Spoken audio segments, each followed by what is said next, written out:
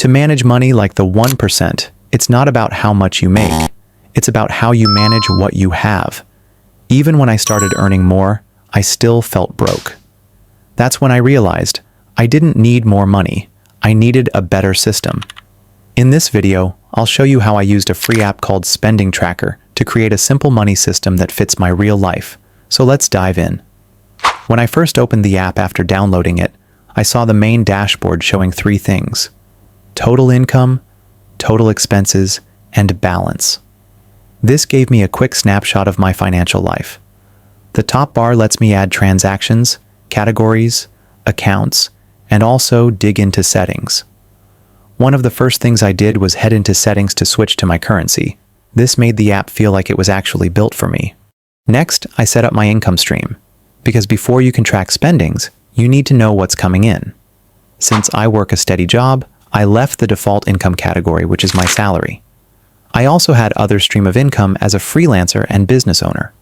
So to add them, I just tapped the plus sign to add an income stream, named it, and set the icon and chart color. That way, I could actually see which area was growing and which one needed work. Once my income streams were set up, I started adding the actual values. For my salary, I just entered how much I earn each month and set it to repeat on the first. That way, it shows up automatically without me having to add it every time. As a freelancer, income was different. Payments came in at random times and different amounts, so I manually enter each one, sometimes at night, sometimes midday. For example, if I complete a client project and get paid 50,000 naira, I tap plus income, enter the amount, select the freelance category, and save. The same goes for sales from my business. Every time I make a sale, I add it under the sales category I created earlier. But here's something that makes it even faster. The app has a widget feature you can add to your phone's home screen. With it, I can quickly enter income or expenses without even opening the app. So whether I just got paid or bought something, I log it instantly, right from my home screen. But tracking income was just the beginning. To really get control of my money, I had to track where it was going. That's where the expenses section came in. I took a glance at the default expense options.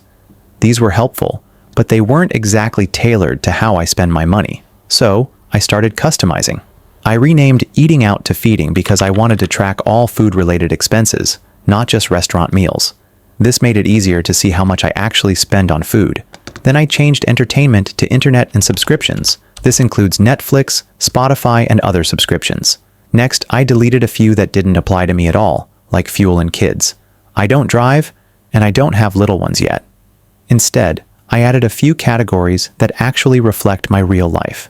Freelance tools like Canva Pro, business expenses tied to my business, and recurring bills like rent, electricity, and data plan. Once I added them and set them to repeat monthly, now the app feels more personal.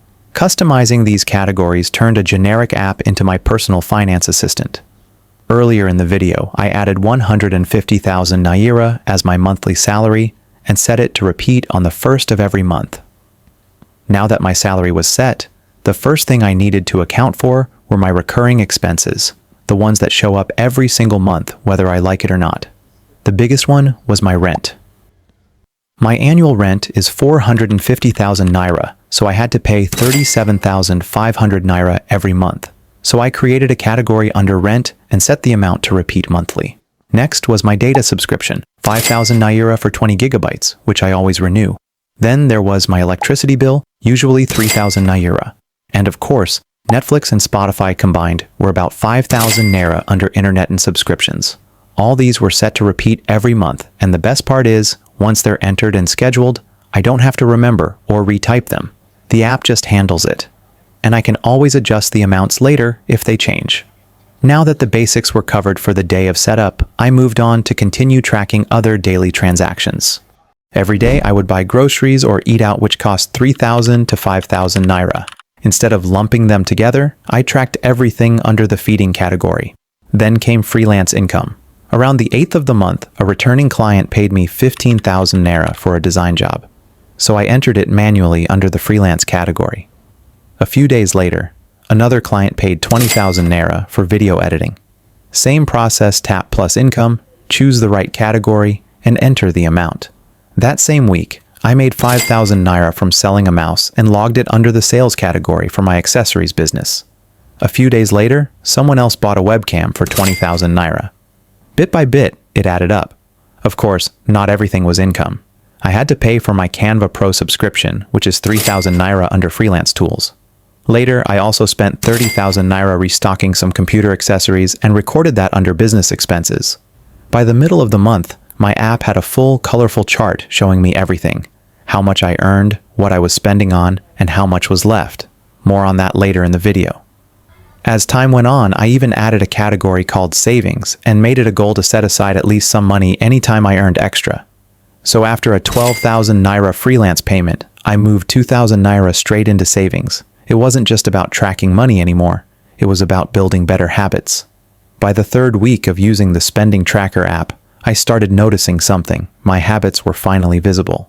But it wasn't just the transactions list that opened my eyes. It was the reports section that really brought everything together. On the main page, I rotated the screen to view the report section, which is a colorful pie chart showing how my money was being spent. At first glance, I could already tell my top 3 expenses: feeding, rent, and business expenses. Feeding took up the biggest portion of the pie, which was surprising to me. About 70,000 naira had gone into feeding alone. This means I had to cut down on snacks in the future.